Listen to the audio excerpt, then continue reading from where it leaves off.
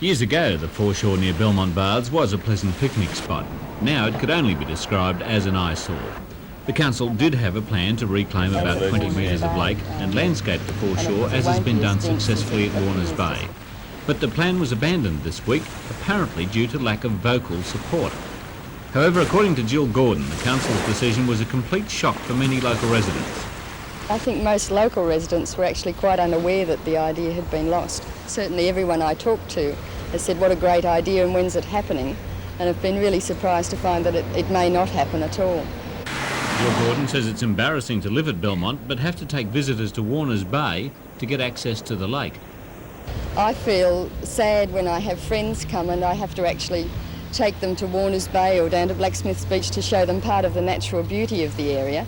And when this is within walking distance of my home and many homes in Belmont, and for all the people who shop or work in the shopping centre, it would be an ideal recreational facility, and yet it's too dirty and too neglected and too noisy and too dangerous to be of any value in its present state.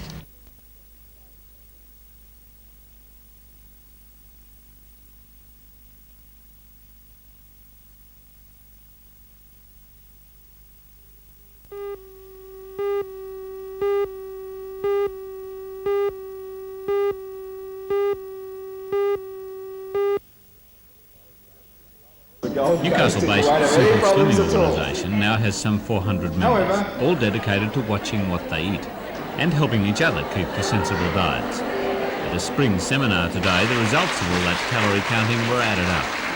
For most, a weight loss of 15 or so kilograms was reason to cheer. But the outstanding graduate was Mrs. Gloria Newman, who lost 69.8 kilograms in just 12 months. Even her friends were amazed at the weight loss. One said, "That's 11 stone, that's another whole person." The effort won for Mrs. Newman a Gold Coast holiday. For her, the real prize was her new weight of 64 kilograms. Has it been hard work, losing that much weight in a year? No, it hasn't really been hard because I really wanted to do it. And no, I didn't find it hard at all. I just kept going. Looking back, what was it that you used to eat, do you think, that you don't eat now, that put on the weight? Sugar, chocolate, biscuits, anything sweet. I had a real sweet tooth. And you're confident now that you can stay at this weight? Yes, well, I haven't had any sugar for now, 16 months, so I don't think I'll ever go back to it again.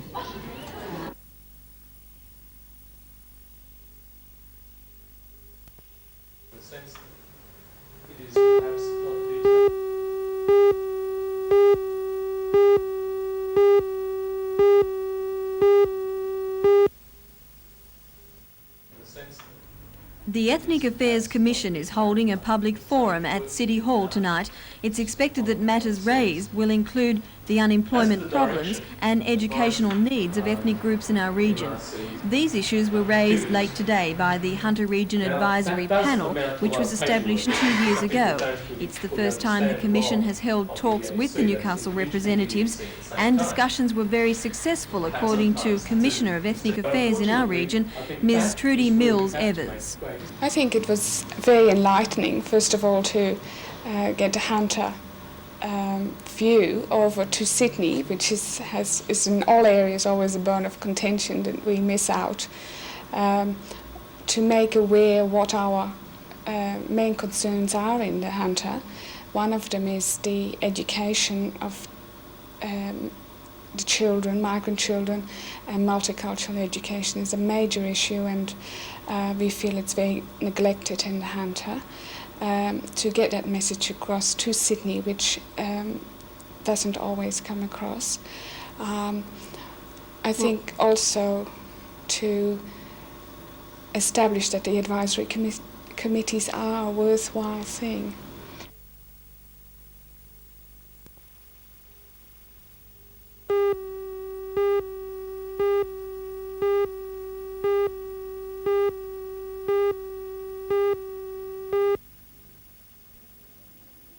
Wilson's Escort BDA set a cracking pace. Jeff Portman in car 1, last year's winner of this rally, seen here in a Datsun, quickly slotted himself into second place.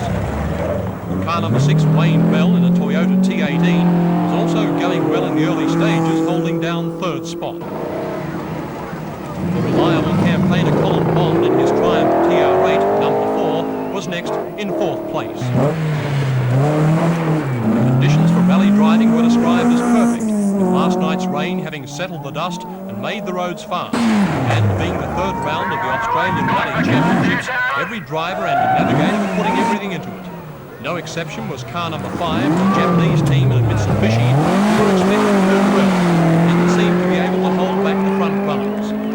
Car number 11, an escort driven by racetrack favourite Dick Johnson, was no doubt unaware of what was about to happen to him seconds from now. A broken axle and he was out. Others kept belting away, but Johnson wasn't the only one who lost out today. Several rolled their cars, others also had mechanical failures. But at the end of Division 1 of the rally, it was still Britain, Malcolm Wilson showing the way and doing it quite easily. Next was Jeff Portman, 2 minutes behind. In 3rd spot was Greg Carr, who'd obviously made up time in the latter stages of the division. He was followed by Colin Bond, still in 4th place in his triumph. The rally got underway again about half an hour ago from the 9th section in the Wattigans. It's due to finish at 8:30 tonight, and then the remaining competitors will be at it again from 8:30 in the morning for more of the Wattigans and Gilligan.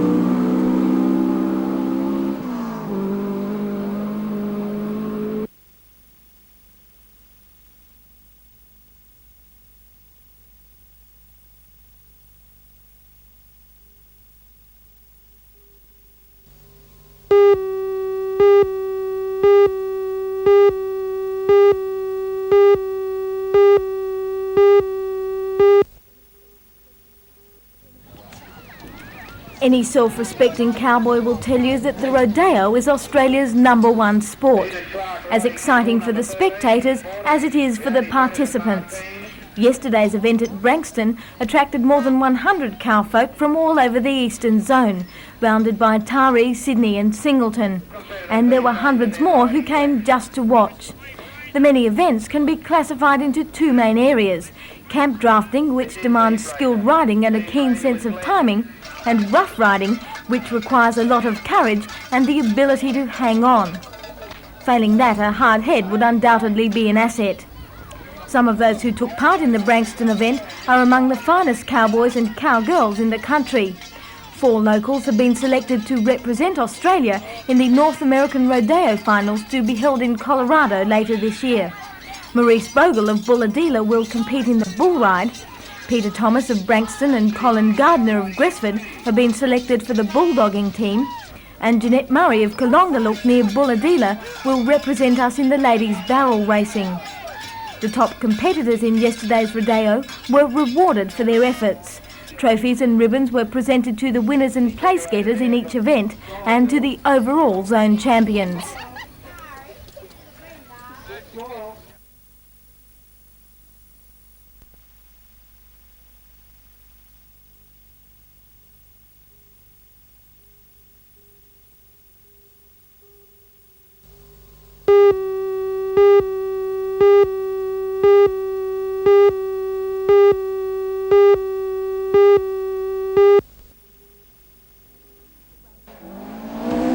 Rain on Friday night made the conditions over the weekend perfect for rallying. The dust had settled, making the roads right for some fast driving.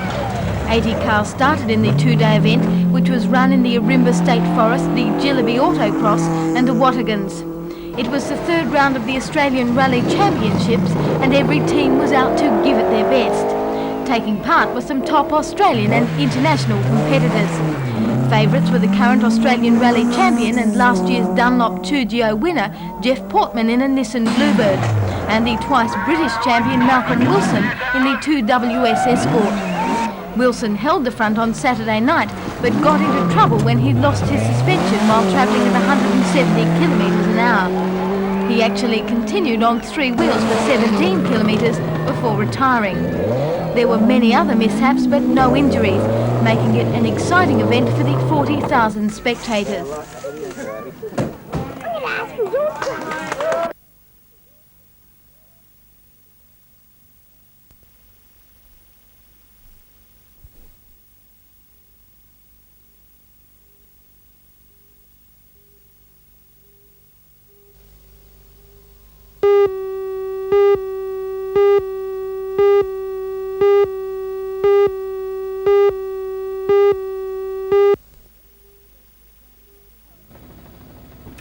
Paramedics were called to a ramshackle beach hut off Stockton Bight shortly after 2 o'clock on Saturday afternoon. They flew to the scene in the Westpac helicopter but were unable to save the 48-year-old man. By the time police arrived in four-wheel drives, he was dead. Police say the cause of death was a gunshot wound. A .22 calibre rifle was found on the scene. A 30-year-old man allegedly in the hut at the time of the shooting was taken to Raymond Terrace Police Station for questioning and later charged with murder. He is to appear in court today.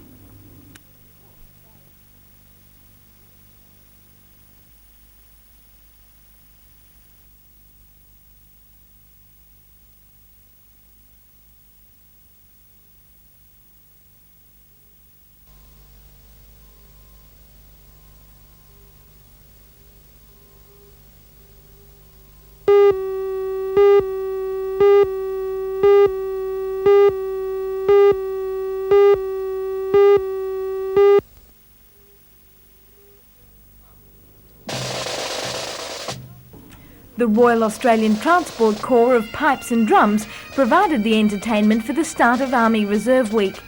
The main aim of the week is to attract new recruits, but it's also seen as an opportunity for the Army Reserve to show the public what it's all about. Yesterday's recital at Fort Scratchley was attended by Sir Colin Hines, President of the RSL, and a number of Army Reserve officials. Today, Army Reserve recruiting officers will take to the streets and there will be a workshop at the Adamstown depot.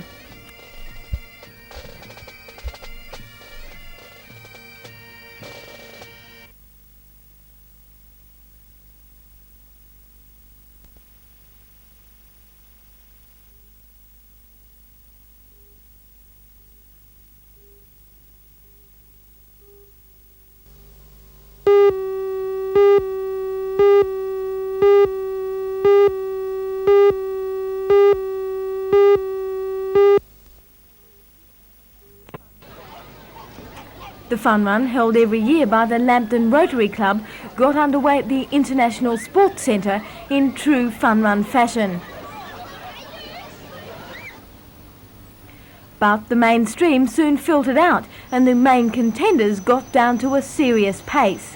Up there with them was Amanda Parker, the first woman to complete the course. Rotary Club members looked on as the fit and not so fit pushed ahead. Some were lucky enough to get a refreshing cooling down as they made their way. More than 1,500 runners took part in the event, and the proceeds will go to charities selected by the New Lambton Rotary Club.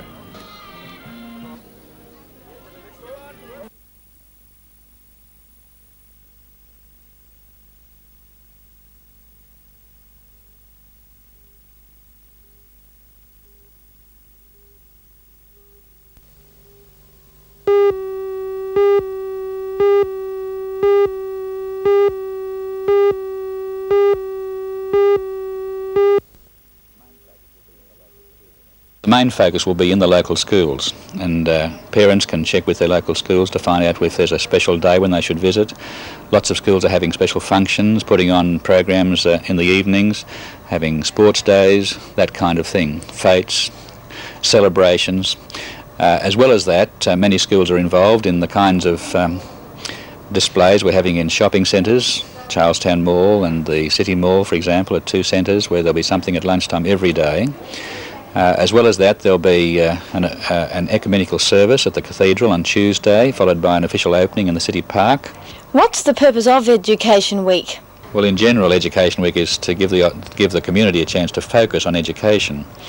The theme this year is equal opportunity through education, and naturally during this time we'll be focusing on our programs aimed at ensuring that everybody in schools gets an equal opportunity at all of the offerings that education has, and I guess we'll be thinking particularly about those that in the past have been thought to be lacking in opportunity in some way, such as ethnic groups or Aboriginal people, the handicapped, maybe even girls in terms of opportunities for work, matters of that kind.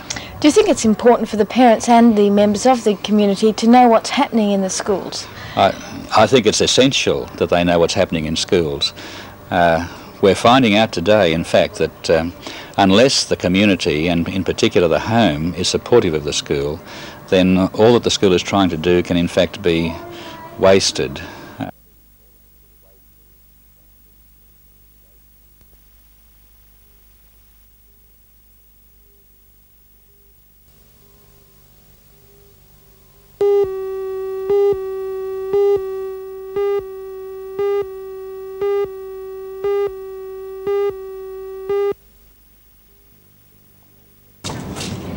The Delando Crescent Home, now an activity centre for handicapped people 16 and over, is 50% federal government funded.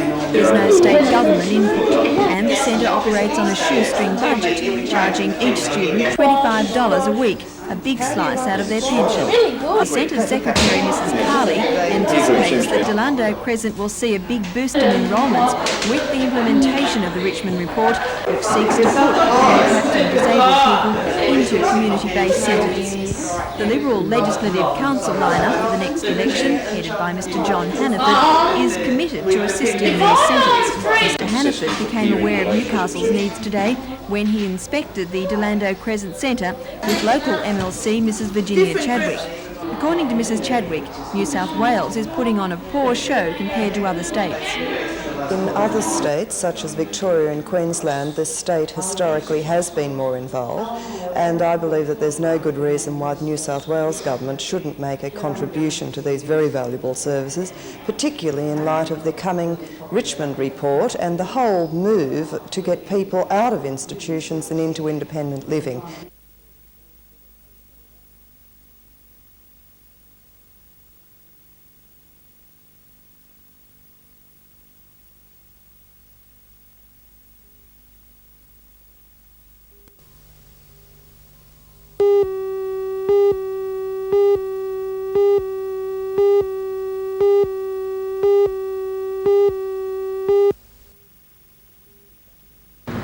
It was back to Hamilton for the ambulance administration today. After a spell at Lombard House while the service was directly linked to the Health Commission, the staff have moved back into a renovated office in the ambulance station in Denison Street. From here, 24 branch stations, 168 vehicles and 438 officers are controlled. The office is also the accounting headquarters for the region, and for some, those accounts are a nasty shock, because if a person doesn't pay into a medical scheme or hold a social security card, then using an ambulance costs $75 for the first 16 kilometres and $1.92 a kilometre after that. There is a core of people still out there who are not paying to basic hospital, and of course not paying levy to the ambulance. Of course, if they use the ambulance, they will receive an account for the ambulance transport. Do you find they're surprised when they get that account? Yes, they are quite surprised, because some are aware that the ambulance contribution scheme had disappeared and they thought they had automatic cover.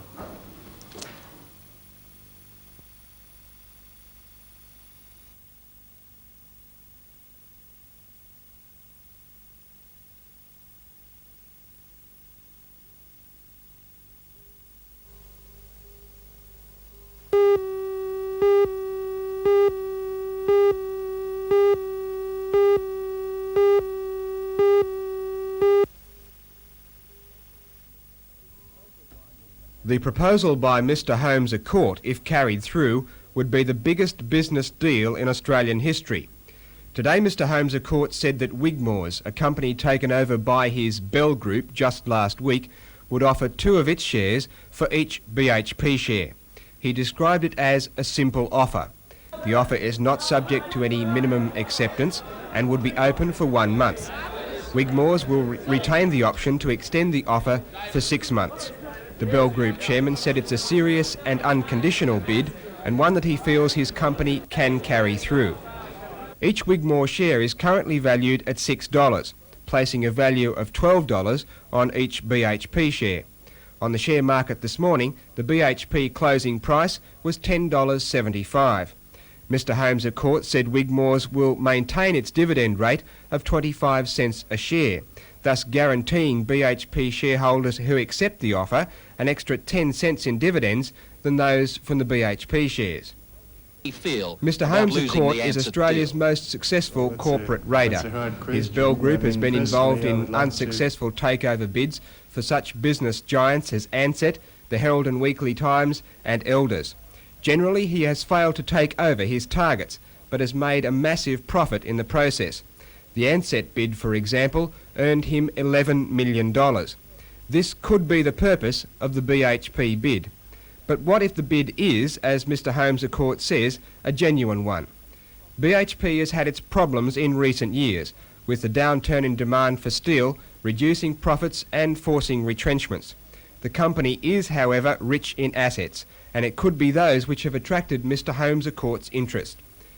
This could mean that the steel industry assistance package just announced by the federal government is obsolete, and the backbone of Newcastle industry, the BHP works, is once again under threat. Late this afternoon, BHP Chairman Sir James McNeill released a statement saying that he's at a loss to understand what Wigmore's intentions may be. Sir James said he didn't know much about Wigmore's as a company or what they could possibly offer BHP shareholders.